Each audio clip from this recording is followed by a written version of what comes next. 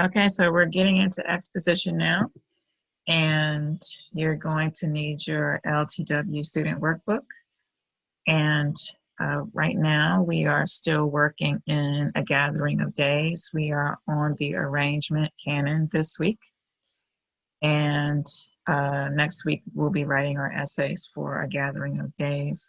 So you have about 2 more weeks to complete Crispin before we enter into the next essay for Crispin, the Cross of Blood. So just to review very quickly, I haven't had a moment to look at the things that you have uploaded, but if you remember, I had in the classroom, I had an Annie chart in the classroom for you to use that. It's okay if you didn't, it's okay if you decided to just write it on paper.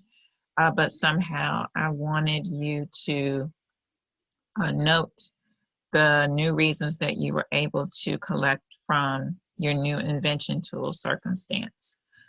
So if you remember, Lost Tools of Writing is all about how you use these new tools that you learn to add more ideas to your Annie. And so I want to be sure that you are able to add those new ideas to your Annie. And yeah, so I wanted you to bold whatever new items that you were able to come up with from your Circumstance tool. So I'll look forward to seeing that and I'll comment accordingly. Oh no, it kind of half did it. Okay, so forgive my animation. I wasn't able to quite get this going. So we're entering into the arrangement canon this week. And if you remember, arrangement has everything to do with organizing your ideas. We are in essay 6, and we are going to be talking about refutation this week. And so refutation is just a response to an opposing argument. And so if you remember, when you sort your Annie in your arrangement week, and you are to sort your A and your N columns, well, here's now where you're going to use the other side of the argument that we haven't been doing very many things with up until now. So refutation now is where you're going to use the items to the other side of the argument in order now to build your essay. So refutation consists of your counter thesis, which is the proposition that states the opposite of your thesis, and then your counter proofs, the proofs that support the counter thesis. So you are going to have 2. So if you remember, after you sort, you are to circle your top 3 compelling groups on both your A and your N columns, and then you are to choose a side to defend, and then you construct your thesis according to the position that you chose to defend. So now that other side of the argument where you have your top 3 opposing arguments with subproofs, now is when we're going to use that. So the goal here is to determine the point of disagreement between your thesis and counter thesis. So refutation is an excellent addition to your persuasive essay because it's going to show your audience that you have thought about the opposing side. Remember, you are to persuade your audience to a certain position. And now with refutation, it will show your audience that you have thought about the opposing argument. So you ought to select one strong counterproof and determine why it is inadequate to overcome your thesis. So I want you to think about why you chose the side that you did, and you will use that information now to construct your outline. Okay, and so then you will list your 3 subproofs for your counter thesis, and then you will explain why this proof is not adequate or not persuasive. And then you'll do the same thing with a second proof for the counter thesis, and you'll just repeat this process. So I want you to look at the little table or chart that I have here on the other side, so you can get a visual. You know, Ms. Jamia always operates in visuals. So this is section 3 of your arrangement outline. It's a whole new section that is added, and it really does add to your division. So it will show your audience that you have thought about the opposition of the argument. And so here in your proofs part 2 of your outline, you have your thesis and then your 3 proofs with their subproofs. And then you have a section 3 now, which is going to be your refutation. And that consists of your counter thesis and then 2 counter proofs and then their subproofs. And then you go back into your conclusion, summarizing all your points. You add in your amplification, and now you have a well-rounded, thought-out essay. So kind of let's see what this looks like. So let's see if this were my thesis. I think this is what we talked about last week. Catherine should have helped Curtis, the enslaved runaway. That was the class thesis that we had come up with. So the counter thesis then would be Catherine should not have helped Curtis, the enslaved runaway. So our counter proof number 1 was that enslaved persons should obey their masters. And then my 3 subproofs were enslaved persons were viewed as property. Enslaved persons had no permission to flee. Enslaved persons had no rights. And so with your refutation, you want to really think, why would this be inadequate? Why would this not be a good enough reason for Catherine to not help Curtis? Well, slavery was immoral. It was cruel and condemnable by God. And if Catherine really thought about what God thinks about the things that we do, then that would be an issue for her, right? A moral obligation. And so these points support, also, these points would support the point of view and the thinking of the slave owners, right? It wouldn't support the point of view of those that think that morally slavery was wrong. So God views every person as a living soul. Therefore, all people should be treated equally. And so counter proof number 2, harboring runaways was against the law. Remember the Fugitive Slave Act? So our 3 subproofs would be fugitives were to be returned. Fugitives broke other laws in order to survive, right?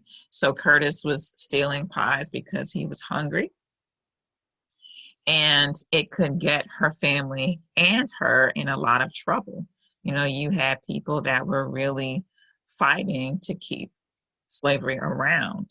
And so a lot of times they may not have thought about, you know, anyone that was trying to uphold freedom.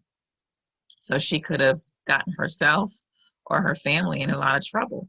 And if you remember, when we did circumstance last week, I mentioned that the Underground Railroad was in effect at this time during our story. So that was something for them to think about. So our refutation now, why would this counterproof not be adequate to support that Catherine should help Curtis? Well, it's not adequate because the law was in the process of being changed, right? Therefore, many people were in favor of freeing enslaved persons. And so here, when you turn in your student workbooks to your guide towards refutation, you're going to want to list your counter thesis.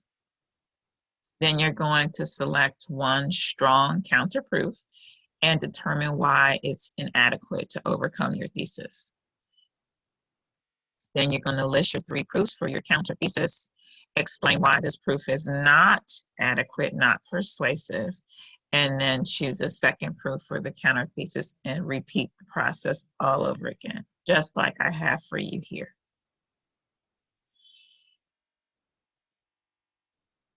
And so you're going to look at your outline in your student workbook. I'd like you to pull that out. I'll give you a moment to go ahead and, I don't have a page number for you. I apologize. It's essay number 6. I know a couple of you had previously done essay number 6, and I think I did make some comments directly onto your essays.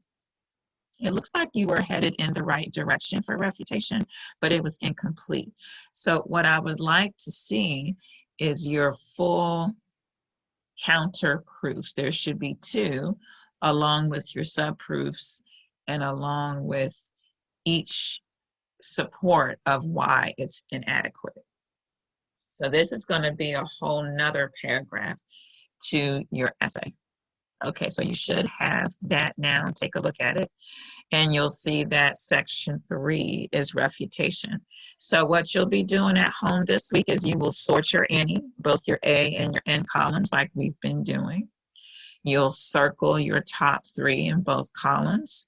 You'll go ahead and choose a side to defend, construct your thesis for whichever side you choose to defend, and then that other side now is the information that you will use for your refutation.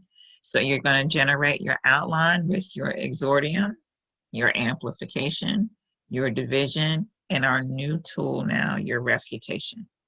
So continue reading Crispin. We will be heading into Crispin in about 2 more weeks. And I'll look forward to seeing what you guys come up with. I will talk to you soon. Here we go. Cartography for today. So again, we are in Africa, and for week 7, you should continue working on Northern Africa, including the Atlantic through the Gulf of Aden. For week 8, it was Western Africa and the Indian Ocean to the Lake of Tanganyika. And so today we're going to introduce week 9, Middle Africa, or Central Africa is how it's referred to as well, Lake Victoria through Mount Kilimanjaro. So you'll notice the dash of the features. I believe that's the way that it is in your guide. You would go from Lake Victoria to Mount Kilimanjaro for the features. I believe that's how it's broken down. Okay, so in Middle Africa, these are the countries that you will be working with this week. If you turn to page 100 in your cartography books, you'll see that these are the countries that you'll be working with. And these are some of the flags for Angola, Cameroon, Central African Republic, Chad, the Democratic Republic of the Congo, Republic of the Congo. You see that those are 2 different things. It'd be great for someone to come back and let us know what's the difference between those 2. The Equatorial Guinea, Gabon, might be Gabon. I think they're a Spanish-speaking country. And then Sao Tome and Principe. I'm not sure if that's how you pronounce it, but many of these countries gained their independence from France in 1960 with the aid of the United States. Angola didn't gain its independence until 1975 from Portugal. And here I have a graphic of Lake Victoria. You'll see that's the largest lake in Africa. And so, you know, Ms. Jamia always likes to add a little history. One thing that I think it's important to stress is before Africans were enslaved, before captivity, that they prospered as kings and queens and they flourished with great kingdoms. So the kingdom of Great Zimbabwe, I believe Great Zimbabwe is actually in our timeline. They came into power around 1200 CE, that would be before Christ. And they ruled for over 200 years. And it was located in what we now know as modern day Zimbabwe. And so you see, I have a little map of our different kingdoms that we talk about here. And Zimbabwe was a large city that had like 18,000 people living there during its peak. And it was the center of power and trade in Central and Southern Africa for many years.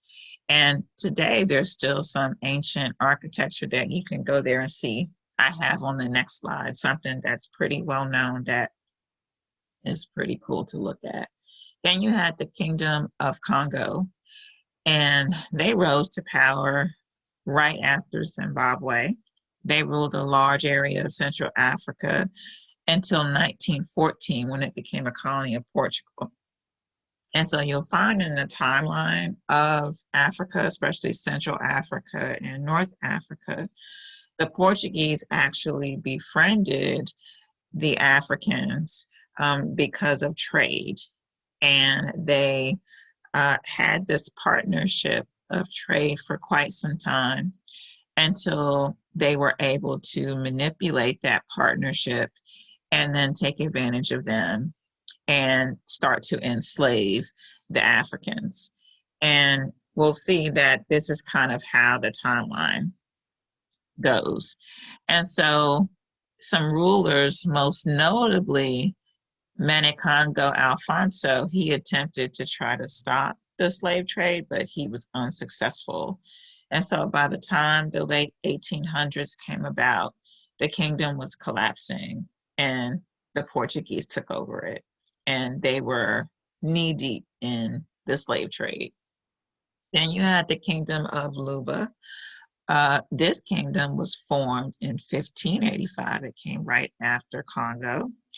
It ruled a large region in the modern day country of the Democratic Republic of Congo up until 1889. And Luba was ruled by both a king and by a council of elders. So they were the first ones to kind of change up the government structure. And so their first king, he actually was the brother of the king of Congo. And so his eldest son was considered the greatest of, I'm sorry, I can't even see that because of my little thing that's in the way. But they were kind of related, so they looked out for each other. And you can see that the kingdoms are kind of close to each other. So next we have the Kingdom of Luna. And so that was established in 1665.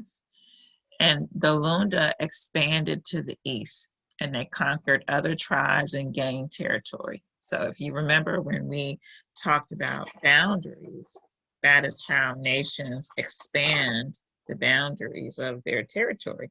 They usually do it through war. And so this kingdom was no different, and they continued to grow until the late 1800s, when the transatlantic slave trade completely knocked all of that out of the water. The European powers, they arrived into Central Africa and they colonized the region. Then you had the Kingdom of Mutapa. And this was a region in South Africa. It was modern day Zimbabwe and Mozambique. It was the first established in 1430 by a warrior leader from the Kingdom of Zimbabwe. And you can see that they're right next to each other. So it's like they're brother nations. And the kingdom grew wealthy because of gold and ivory. So if you remember the Kingdom of Mali and the King Mansa Musa, and how he was the wealthiest person in the world because he controlled the natural resource of gold. Everyone in the world that wanted gold had to come to him. So remember, civil wars and things broke out, and then the kingdom collapsed. But here again, Africa had a number of natural resources that the world wanted, right? Europe, the Americas, they all wanted these natural resources. So unfortunately, they would befriend the natives, and then they would use them to overpower them and take their resources. And so here's some other interesting facts about Central Africa. Some of the most valuable items in Central Africa were dried fish, cloth, and salt. Why do you think that is?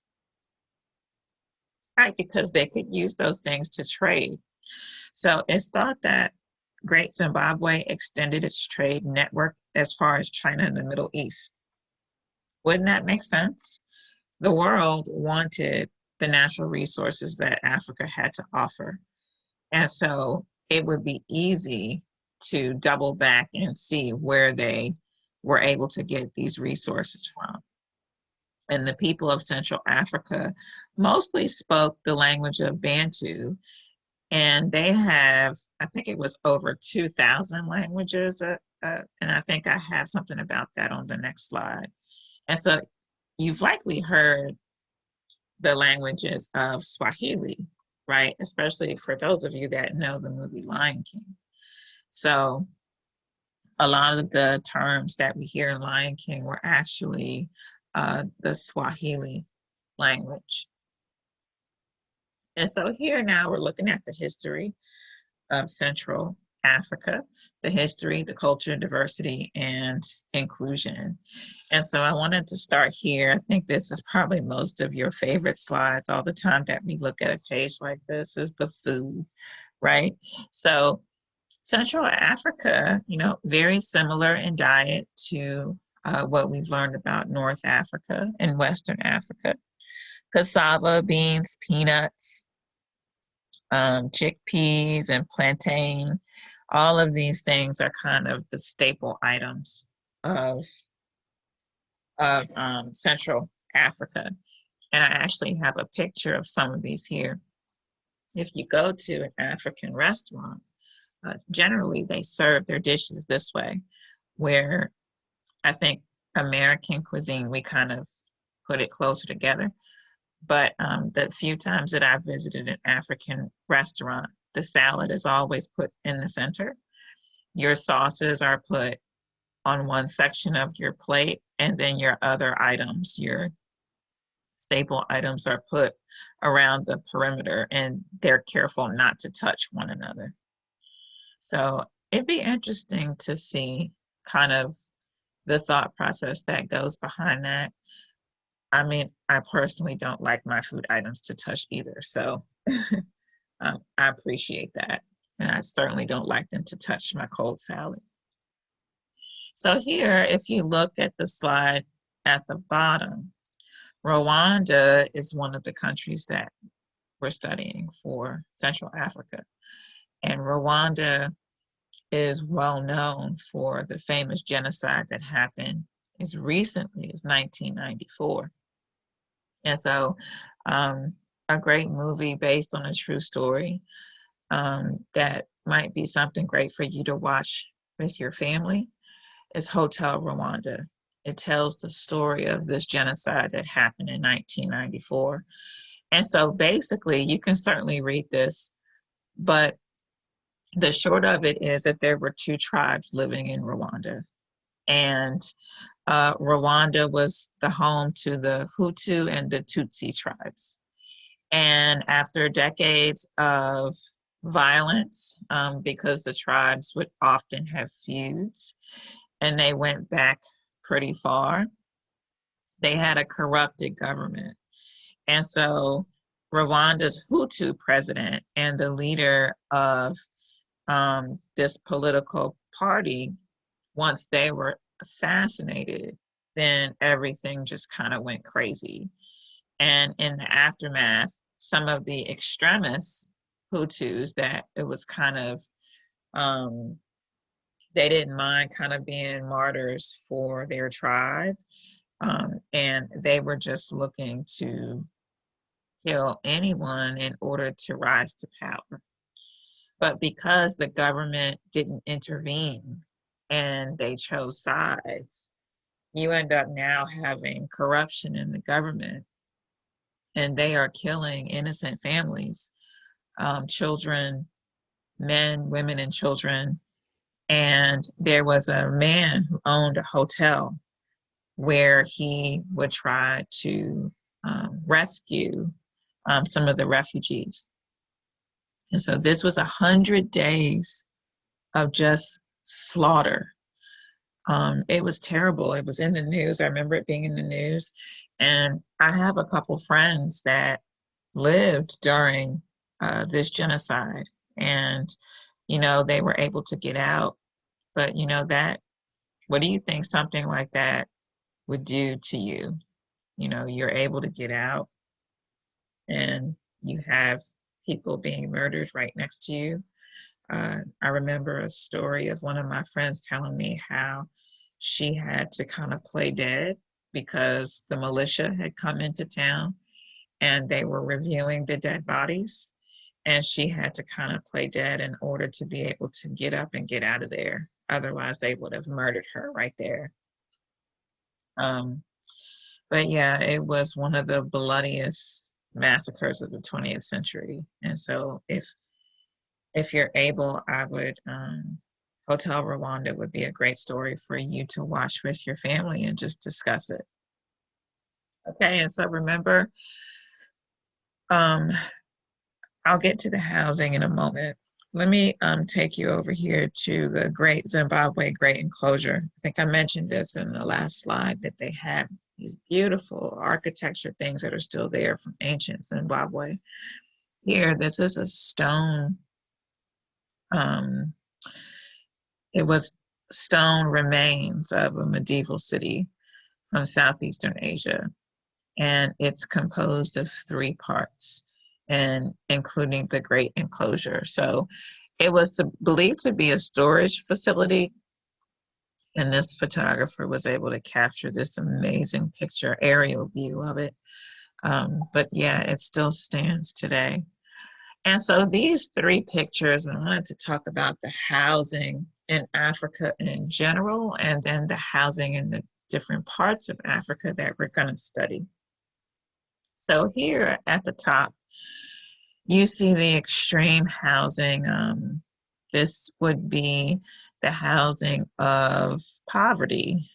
I know in South Africa, these are called shanty towns, where it will be a community of families that have decided to build, I guess what we would know as shacks, with whatever resources that they have. And oftentimes, if we were to use the measurement, the American measurement of what we would consider to be habitable housing, we might look at this as something that's just very poor housing, maybe possibly dangerous, maybe infested with bacteria. It doesn't really protect them from the weather if they have any storms come through there. But on the flip side of that, man, these families know each other. They have gone through generations of birth and deaths, and the community is just really close. I was able to, I have a friend who lives in South Africa, who lives in the shanty towns. And the one thing about crime, though, is because the government is not really willing to kind of, in a lot of cases, kind of go through the shanty towns, that if there's some criminal activity that happens within these things, like a person could be lost for a long time because the government isn't really willing to kind of go in here and search. So they have to rely on the community to be honest with them. And if they're trying to cover something up, then, you know, the chances of them doing that is very slim. So then we have a home here. It's called just real quick, let me go back. So this would be considered the slums. I don't like that word. It just doesn't even feel like, I don't even like when we use that word here in America. The government actually has named these areas slum communities. right? They're very, very poor areas, and they're usually on the outskirts of the city. They're not usually within the city limits, because a lot of times the affluent or middle class citizens will live within the city limits. And so then when we get down to this picture, we have what's called, I think they were called mud huts. Um, it certainly is, a few steps up from this neighborhood for the poverty-stricken areas, right? But if you think about mud, I want you to think about, what happens when it rains, or you have any kind of really bad weather. Mud can get soft. And so again, it's made from materials that could their homes could not be as sturdy as we probably would know them to be in America. And then you have high rises from urbanization, and they provide affordable housing for growing urban populations. And so you would think that I think most of the way that Africa is portrayed in the United States is portrayed in this way or this way. But they also have high-rise developments within the cities where there are people that live. Again, it's usually the affluent or middle class that would live here, unfortunately. The government, they don't really respond to poverty, I guess, in a way that a democracy does. So unfortunately, the housing, it ranges, right? It ranges from the very poor to the very affluent. I didn't show you any of the affluent homes. I mean, they are simply amazing, because it's cheaper to build homes there. Construction is at half the cost, because the economy it's different. So if you are rich over there, you're probably very rich. Okay, so let's look at our 4 facts and a lie. So I'm going to give you a few minutes to go ahead and read those. You can pause the video so you can read them. Pause it now. Okay, so you should be back with us now. And which one do you think is the lie? Okay, so the lie is actually number 2. The dreadlock hairstyle actually began in Angola, not in Gabon. And you see it came about where early tribeswomen used to braid each other's hair and then use a type of mud or dried cattle dung, oils, herbs, butter to hold their hair in the dreadlock patterns. So obviously lots have evolved since then, and they are all over the world now. All types of cultures wear dreadlocks. They're very popular in the Caribbean. They're also pretty popular here in the United States, right? All kinds of people have them now, people with fine hair, as well as people with very coarse hair. Okay, so you guys were supposed to have a North Africa practice assessment today. So go ahead and pause your video and go ahead and see if you can draw that from memory.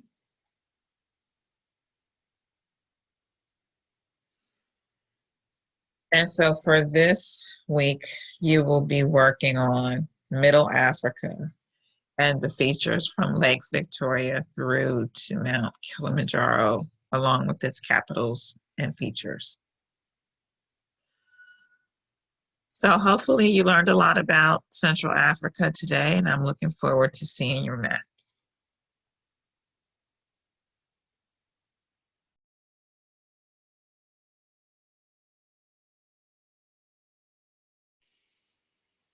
Okay, so here is the last seminar I'm going to record for you today. We are looking at research anatomy.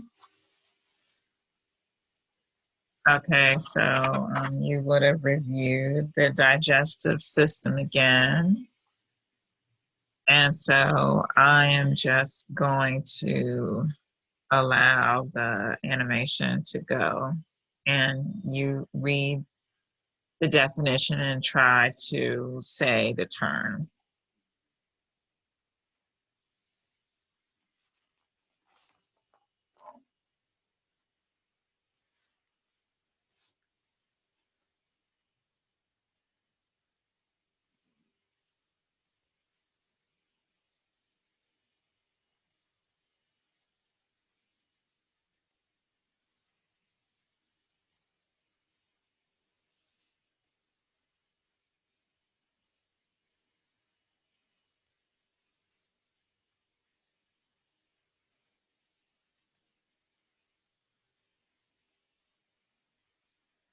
All right, so now today you guys are supposed to actually have an assessment on the heart. And I want you to pause the video, review the heart and the functions of each term, and then set your timer and draw and label your heart. So pause the video, take out your paper, set your timer, give yourself about 15 minutes and see what you can draw from memory.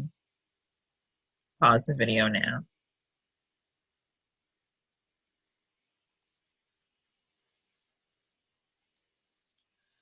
Okay, so you should have been able to draw your heart. Hopefully you're coming right along with remembering all the different parts of that particular system. And so now we were also reviewing the parts of our skin. And so again, I'm going to have the definitions come up, and I would like you to go ahead and say the term aloud.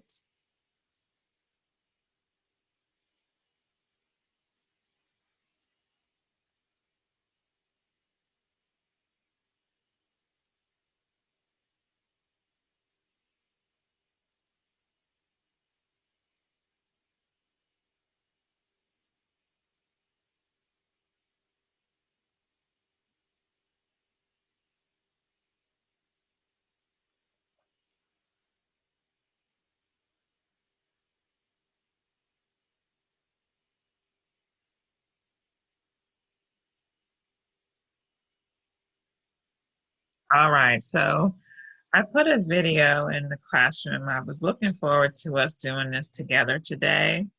So you can still do it. Go ahead and watch the video in the classroom again if you have not viewed it.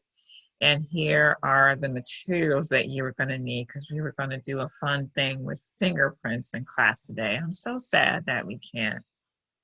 So your materials that you needed were 1 or 2 pencils. I think in the video they kind of specified graphite pencils, but it does work with just regular pencils. You're going to need some scissors, Scotch tape. Scotch tape is the clear tape, and then a white piece of paper.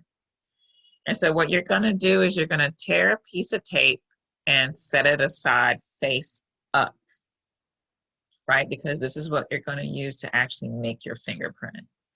And then you're going to choose a spot on your white piece of paper, and you're just going to color it back and forth until you get like a nice square of just lead there. Do that until it's dark, dark. Then you're going to place your thumb on the piece of paper where you just colored the pencil. Now you're going to rub your thumb back and forth on that area so that your thumb will look dark or black from the lead. Now you're going to place your thumb onto the Scotch tape, hold it there for a couple seconds, And then your fingerprint now should be on that Scotch tape. And I would like you to tape that Scotch tape into your brain under the science strand. And now just put today's date, and now we're going to look at fingerprints. So the cool thing about fingerprints is that they're not all the same. You have them coming in loops, whorls, and arches. So loops kind of look like the picture here that is shown. They kind of recurve backwards onto themselves to form like a loop shape. You divide it into radial loops, right? And so the loops account for about 60% of pattern types. So most people are loops. Then you have your whorls, different from swirls, right? So they form more of a circular or spiral pattern, like tiny whirlpools. There are 4 groups of whorls. You have your plain one, and these are more concentric circles. You have your central pocket loop, which is a loop with a whorl at the end. You have your double loop, which is 2 loops that create an S-like pattern. And you have your accidental loop, which is just irregular shaped. Whorls make up about 35% of the pattern types. And then lastly, you have your arches. These create a wave-like pattern and include plain arches and tinted arches.